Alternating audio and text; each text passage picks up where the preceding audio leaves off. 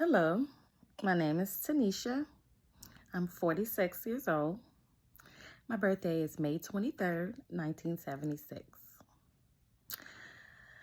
May 23rd, 1976, the day I was born. I was born a sickly baby. From my understanding, I have yellow jaundice.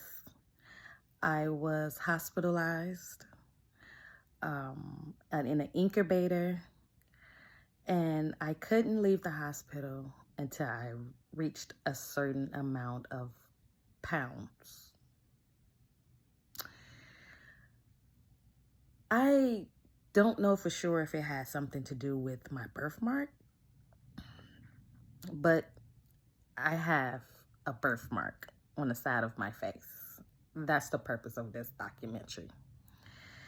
The birthmark is, I must say, more than a little bit over a quarter of my head slash face.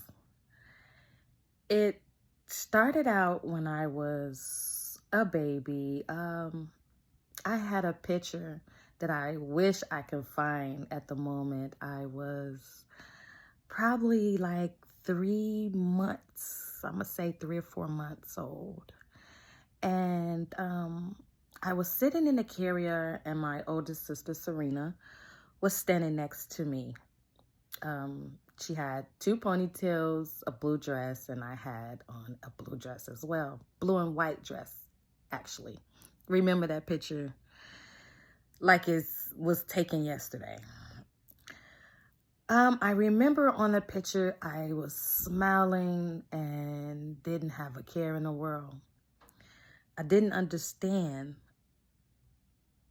that I looked different from everyone else. I was a baby. When I looked at the picture as an adult, I seen a beautiful baby with a birthmark on the side of her face. As I got older, in probably like, I'm gonna say 4th or 5th grade, that's when I realized that the birthmark was actually there, because as a kid, you don't pay attention to your appearances like that. You put on your clothes, go outside, you play, you get dirty, and I was a tomboy, so I did all types of tomboy stuff, football, and, try to do basketball. I used to do a lot of tomboy stuff, so it really didn't matter, how I looked or whatever the case is. And nobody really ever pointed it out to me until about 4th or 5th grade. I can remember being teased about my birthmark.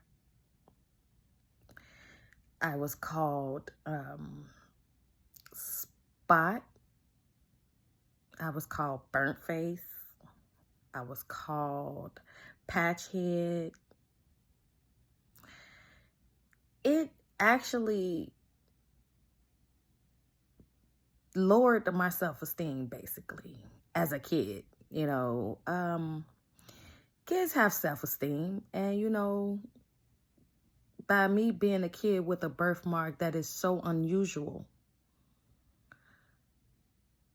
it was different for me. It was different for me being a kid, for me being a child playing, and it was different. I isolated myself a lot. I never really talked about it with my family members or my mom or things like that. I never really told them I was teased at school or nothing like that. I just felt like, there's nothing I could do about it. That went on up until I was in 8th grade. It kind of like started to slow down in my 6th, 7th grade, around in that area, 7th grade. And I started to try to cover it with hairstyles. I could never really get it fully covered, but I got it covered enough where I felt okay. I was good. I was okay. 8th grade, my cousin, Lizandra Dumas, she asked me, like, can I do your hair? And I was like, what are you going to do with my hair? What are you going to do to it? And she was like, it's these extensions that I want to put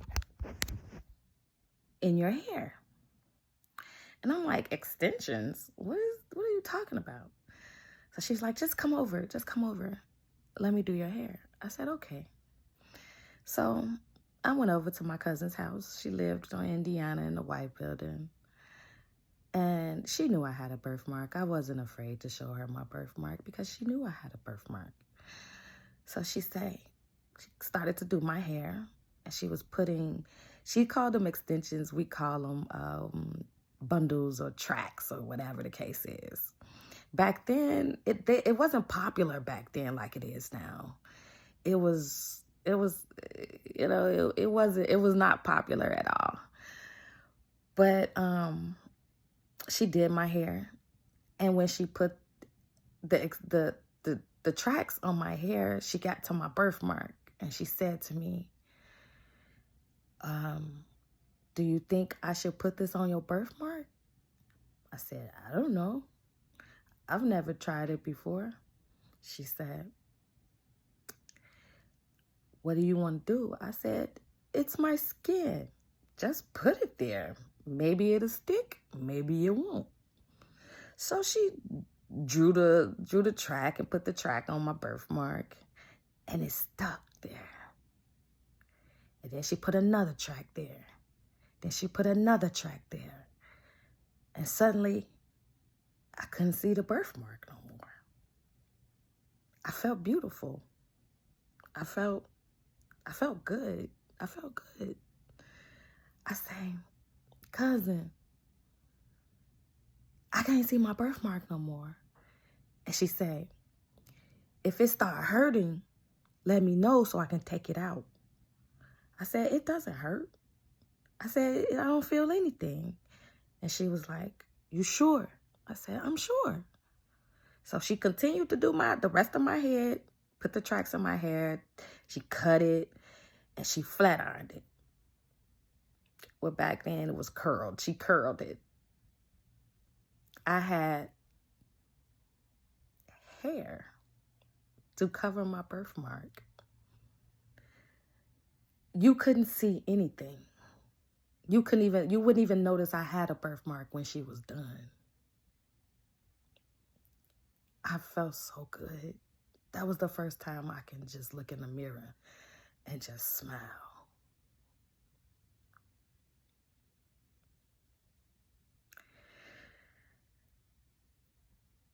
Back then, it was more as in, I was becoming me. I was, as you grow up, there's always the people you look up to or whatever the case is. As I grew up, I looked up to my sister. I looked up to my older sister. I looked up to my cousins, my older cousins.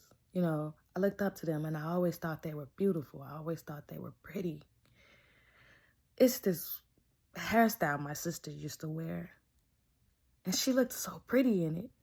And it was called an in French braid. It was like one French braid going down the middle of the back of your head, one French braid going down there. And it was braided in. It wasn't an out braid. It was braided in.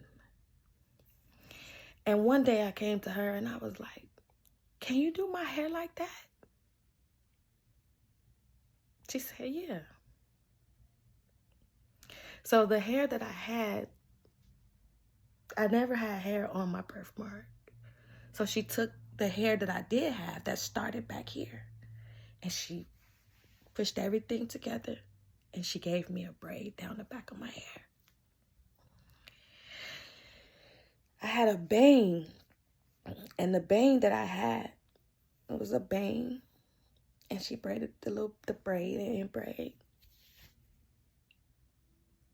I thought I was cute, but I didn't think I was pretty because my birthmark was still showing. But there have been a lot of styles I could not wear. High school. You know, when you get to high school, you're coming into yourself. You trying to make it. And I actually moved from Chicago to Waukegan at the time. So by me moving to Chicago, from Chicago to Waukegan, I didn't know a soul at my high school. I came straight from 8th grade Chicago, Betsy Ross, to 9th grade Waukegan High School, a place I didn't even know nothing about. Now, mind you, I'm insecure. My self-esteem is low because of this birthmark. There were times I did try to cover it, and there was times I did, camouflage it. I did camouflage it. I started to do little things, create little styles or, things like that. But I would never let no one do my hair. I would always try to do my own hair, which I always did my own hair because I didn't want anyone to ask questions about my birthmark because I didn't have answers. Only thing I knew was I was born with it. It wasn't like I was like, okay, nothing happened to me. I wasn't abused or, I was born like this. Later on, I looked it up. They said it was a birth defect or whatever the case is. But in high school, back to my high school, I camouflaged it a lot, I didn't have no problems with, meeting guys or, things like that. And I slowed down wearing the tracks that my cousin did my hair in. Now, mind you, she did my hair when I was probably like in the 7th or 8th grade. After I graduated from 8th grade in Chicago, I moved to Waukegan. So I couldn't have her do my hair like that anymore because I was way in Waukegan, which I thought as a teenager moving to Waukegan, I thought I was moving to a whole different state. I used to be on the metro train crying. Like, I was like, I'm moving from Chicago. I'm going to Waukegan. What is Waukegan? I don't even know. Da, da, da. But it turned out, as I got older, this is a train ride away. Whatever. So, anywho, I camouflaged it. And I went to school. I met friends, and I really never really got the questions or anything. It was just stares now. It wasn't the cruelty that the kids used to do to me. We're teenagers now, so it's not the verbal abuse. It's now you're staring at me and I'm like, what are you looking at? But I ain't paying no attention to it or whatever the case is. I didn't really pay no attention to it. I had this teacher, I think it was English class, if I'm not mistaken. I can never remember his name because I wanted to forget him. I go, his period was, if I'm not mistaken, it was about fifth period, third, fourth period, whatever period. And he used to laugh at me when I come in his class. I mean, literally just crack up laughing and point at me and laugh and point and laugh. And he used to call me the mascot of my school. Our mascot, which would be Waukegan High School, was a bulldog. I used to wonder, like, why would an adult, why would a teacher do that to me? I used to just come in the class. I used to try to laugh with him to keep from crying. I would never forget him. Anywho,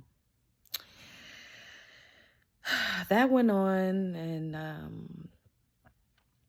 as an adult, now I'm an adult. Now I can do what I want to do with my hair, and I'm trying to break out of being self-conscious and let someone do my hair. My cousin, Tawana, started to do hair. So I used to ask her, like, can you do my hair? And she said, yeah, I could do your hair. And I would say, those extensions, those things they call extensions? She said, tracks. I said, yeah. I said, can you put that in my hair? She said, yeah, I can put that in your hair. She did my hair.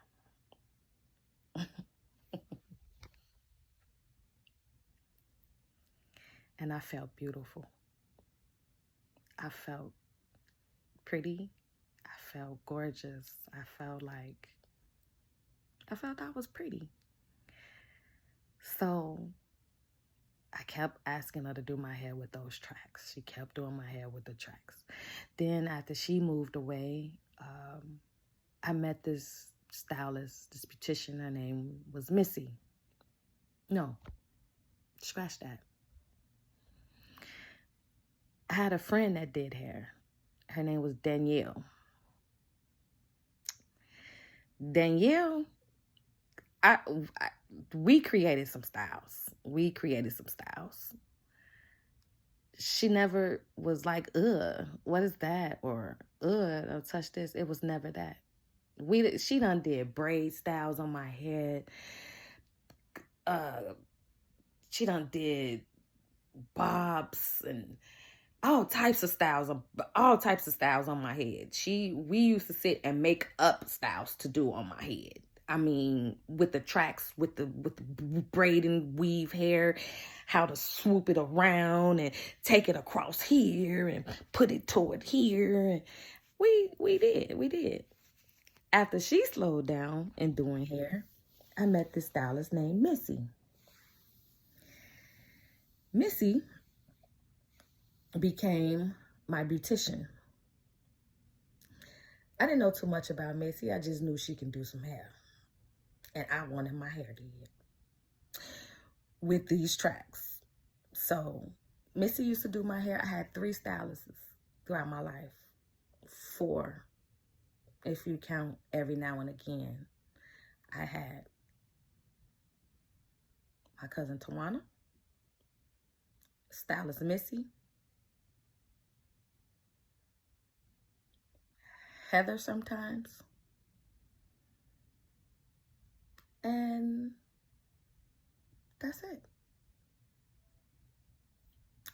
Oh, and my cousin Lysandra, the first one who put the tracks in my hair, the first one, her.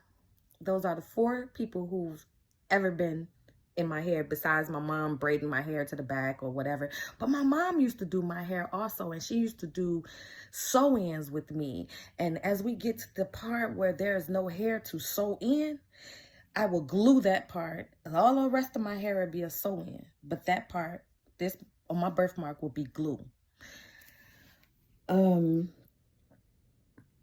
I continue that. I continue to do the glue. I continue to do the styles. I continue to, try to build my self-esteem up. But it was always in the back of my mind. I had this birthmark. As an adult, me growing up, me, wanting to be married and kids and things like that, I will always think to myself, like, what if my husband don't like my birthmark? How would I show my husband my birthmark? The guys I dated, basically, before I start covering it with the guys, they really didn't really see too much of, I don't know. But I had boyfriends that seen it. You know, one guy that I dealt with, he used to kiss it, you know, and I used to be like, really? But as I grew older and started covering it, none of the guys that I dated knew it was there. My family forgot it was there. Only ones who knew it was there were Missy, which would be my stylist, and Heather, which would be, I would slide in sometimes on her. That's it. My family knew, but they would forget I had it because it's been covered up for so long. But the new people that meet that comes into my life, they will never know I had a birthmark unless I told them. I used to wonder about if I got married, what, you know what I'm saying, what would happen if he seen it? Would he leave me? Will he not marry me? Will I be alone all my life because of the birthmark? It was a lot. So I kept it covered. I kept it covered. I kept putting glue on it. I kept putting glue, the hair glue, the hair glue, the hair glue, till it got to a point to where I don't know if I bumped my head and then you know how you bump your head and you just rub your head and keep it moving. But instead of me, you know, noticing that it's a birthmark on this side that I bumped my head and to see if it was really damaged, I just rubbed it and kept moving. It's a gash in my head and I didn't know it was there. And as I'm studied putting the glue on my hair and the chemicals in my hair, it's getting infected. The infection is going through my skin. So one day, May of 2021, I was getting this smell that was coming from my hair. And I was like, what is that smell? And it was wet. And I'm like, in my head, is it bleeding? I used to go under my tracks to see if it's bleeding, but it was a smell. And the smell was like death, like, ugh, like what the fuck is going on with this, my head? So it would start throbbing, and never have my birthmark hurt it. Never have my birthmark gave me any type of pain or discomfort. But this time it started to throb. And as it is throbbing, it's like I'm like, what's going on? What's going on with my birthmark?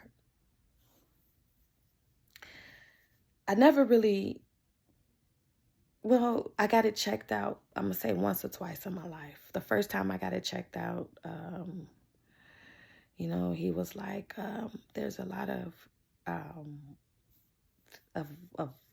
whatever you use. It's thick on top of your birthmark. You're going to have to stop using the glue. You're going to have to start wearing wigs or your hair. What? Nah. I'm just now feeling myself. I'm pretty.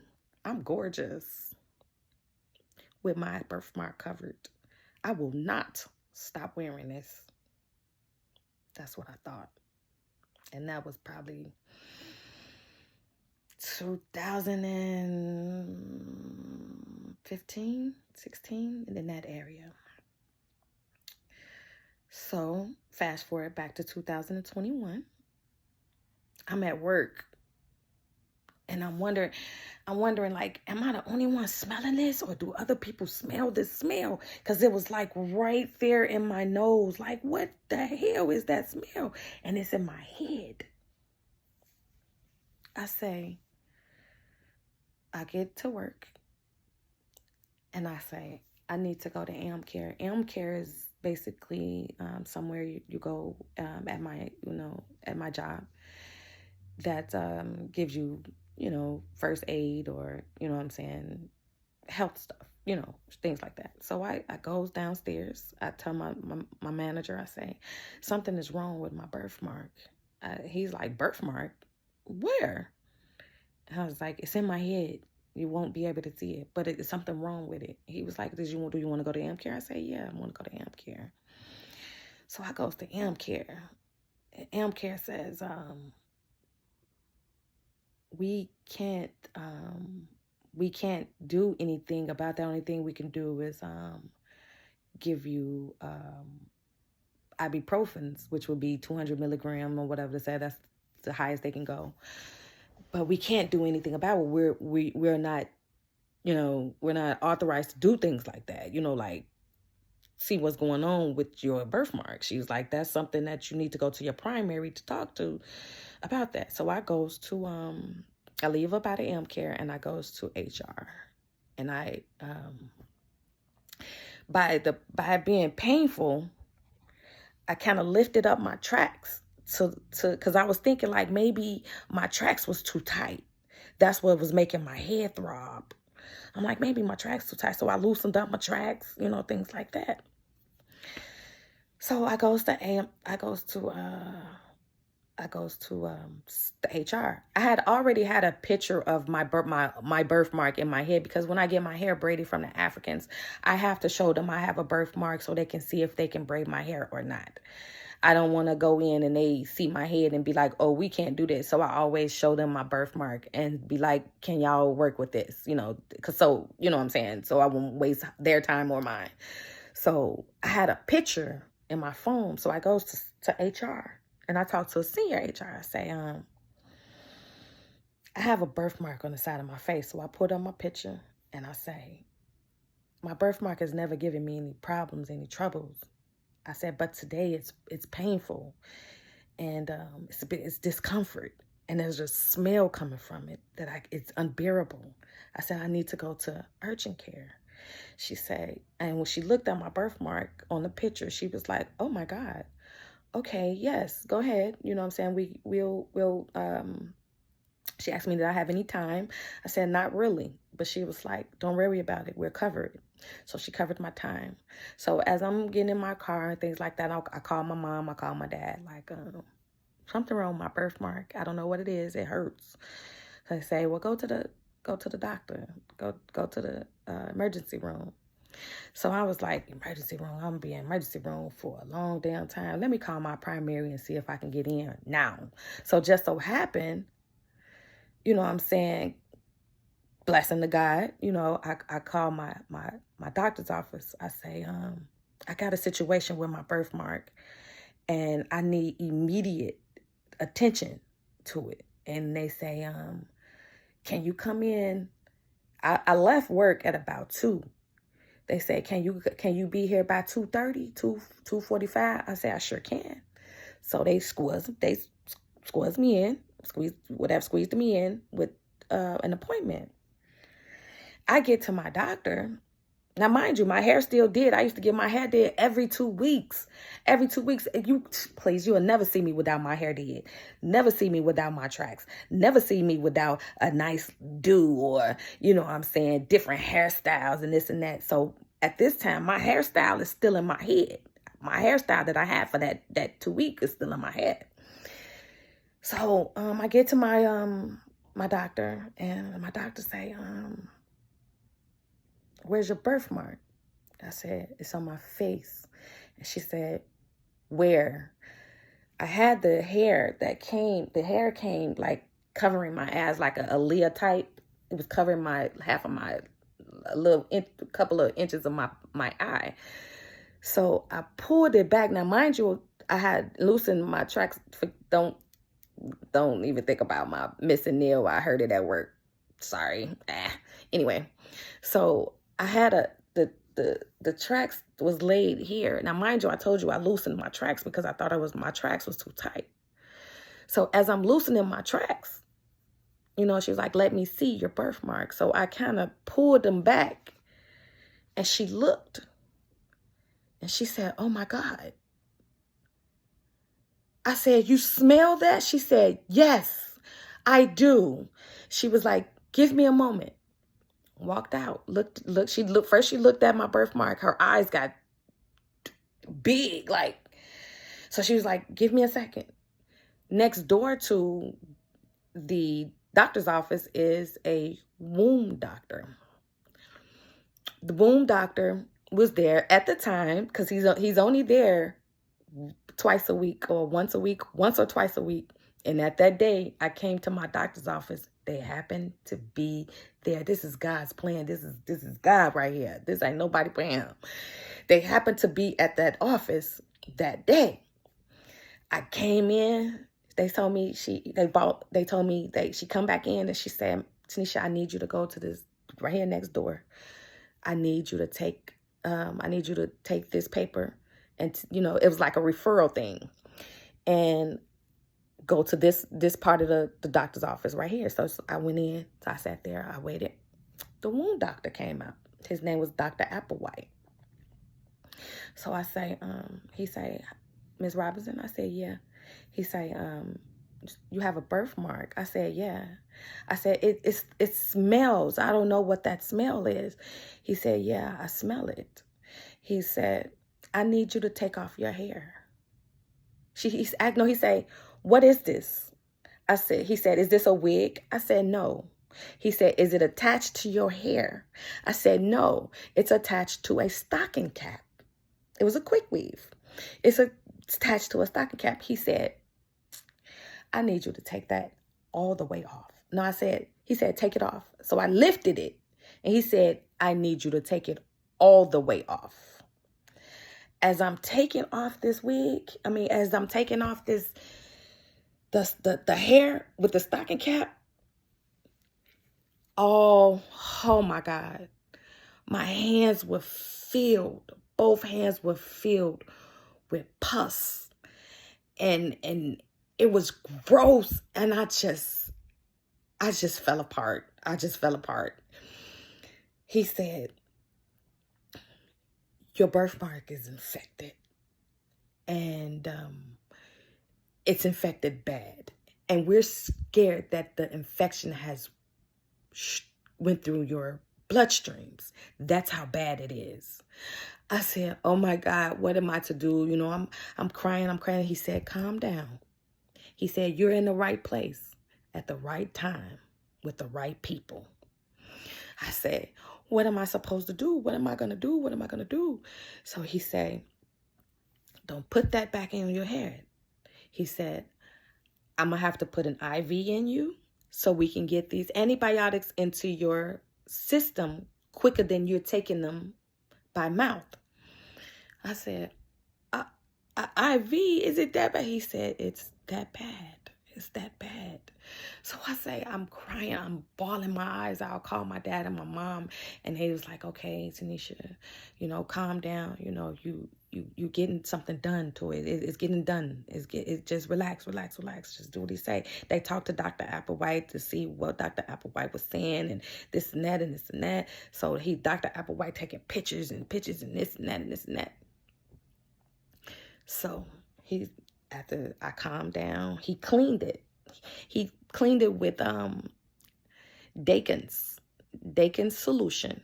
I couldn't get the infection was so bad. I couldn't get the regular milligram of the solution. I had to get a higher milligram of the solution, and it was the highest milligram of the solution. And he cleaned it, and he cleaned it, and he cleaned it. He's like, we gotta figure out, we gotta find out where the infection is coming from. We have to find out what it. He's like, so as he cleaning it, the glue started falling. He said, what is this falling off your hair? What is this?